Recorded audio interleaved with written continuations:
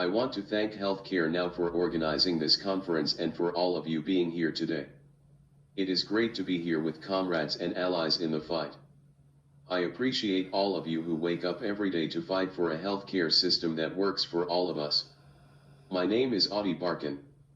7 years ago, I was a healthy, 32-year-old lawyer at the peak of my career fighting for economic and racial justice.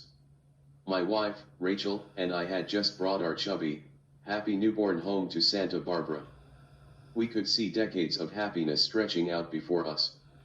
And then overnight, I was handed a death sentence. I knew that the US healthcare system was broken before I was diagnosed with ALS, but having a serious illness clarified the cruelty of our profit-driven system. ALS is a progressive, degenerative disease that puts into perspective how time is the most valuable resource we have. And yet, so much of my and my family's time has been wasted on the phone with my health insurance company, navigating the infuriating bureaucracy set up to deny us care. My insurance denied me a ventilator, stating that it was experimental.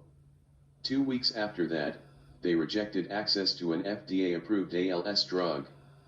Today, I am hooked up to a ventilator and rely on 24-hour home care to survive. I can only afford home care because I successfully forced my health insurance company to pay for most of the costs. It shouldn't take a team of lawyers, an experienced activist, and the generosity of friends and strangers to get the health care you need to survive.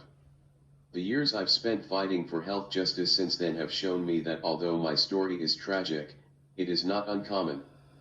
The United States spends 18.3% of its GDP on healthcare. But while corporations get rich, patients suffer. Over 28 million Americans are uninsured, but among those insured, many cannot afford to access their health care due to high premiums and out-of-pocket costs. 17% of all in-network insurance claims are denied. 18 million Americans struggle to pay for medically necessary prescription drugs, with 1 in 10 Americans skipping doses to save money. Last summer, we witnessed the historic passage of the Inflation Reduction Act, the final product after many of us poured our hearts and souls into months and months of campaigning for Build Back Better. And more recently, we've noted the Biden administration's commitment to strengthening and expanding public programs such as Medicare in his budget proposal. Yet, I see the passage of the IRA as a tenth of a loaf of bread, and the federal budget negotiations will be a battle to protect the programs we already cherish, like Medicaid and CHIP. We need so much more. Healthcare, including home care, should be a right for everyone. And the lesson is that we simply need to build enough political power to make it so. Because Americans deserve a full loaf of bread and elected officials who are committed to fighting for that right. Be a Hero was founded on the principle that in the wealthiest country in the history of the world, we all deserve good health care. Last year, as we looked at the landscape to decide what campaign to focus on next, we were struck by the extent to which the health insurance corporations have taken over Medicare and built enormously profitable empires based in large part on abusing the system, ripping off taxpayers, and denying beneficiaries the care they need. As you know, America's cherished Medicare program covers 60 million seniors and people with disabilities. 25 years ago, Congress created Medicare Advantage, a program that allows private insurance companies to offer Medicare coverage, and to be paid by the federal government for each person that they insure. The Medicare Advantage program was created with the false promise that the private sector could reduce costs by better managing care. But the quest for ever-increasing profits by the health insurance corporations offering these plans has been insatiable.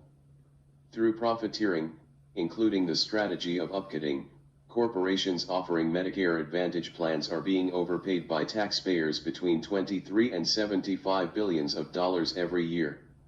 Medicare Advantage is such good business that Humana even announced recently that they are getting out of the employer-provided insurance business so that they can focus on growing their Medicare Advantage market.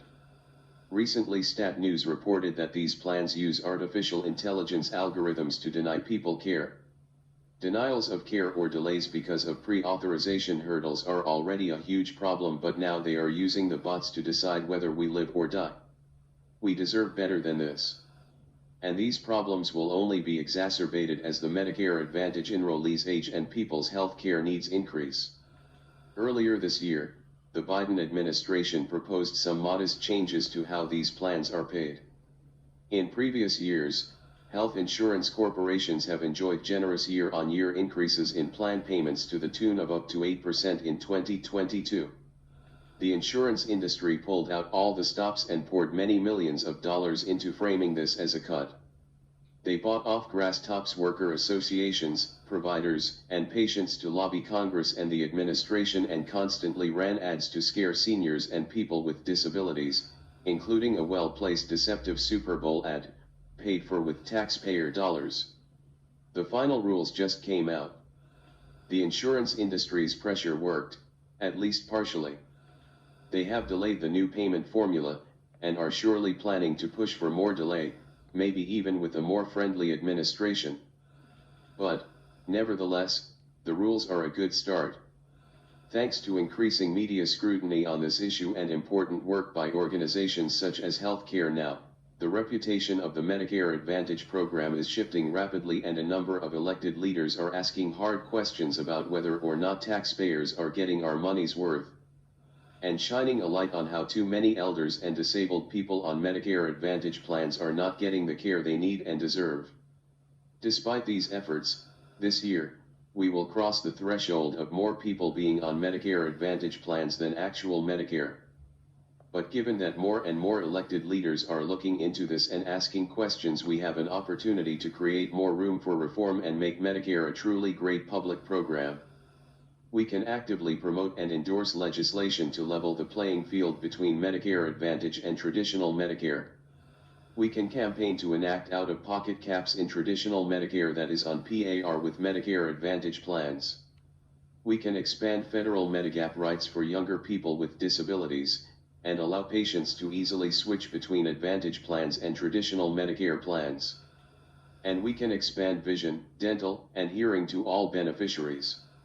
And we must continue to work together to get the fraud and profiteering out of the Medicare Advantage program and penalize the corporations that do not provide care, and violate their obligations.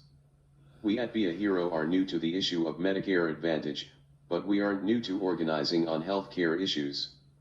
We are approaching the work informed by our experience in advocacy and organizing, and informed by the history of social movements in America. That history shows that major change is possible, even in the face of incredibly powerful opposition, when large numbers of people demand it. Thank you again for inviting me to speak today, and thank you for your leadership on these issues. I look forward to working with all of you to make these policy changes a reality and make Medicare the public good that it was always intended to be.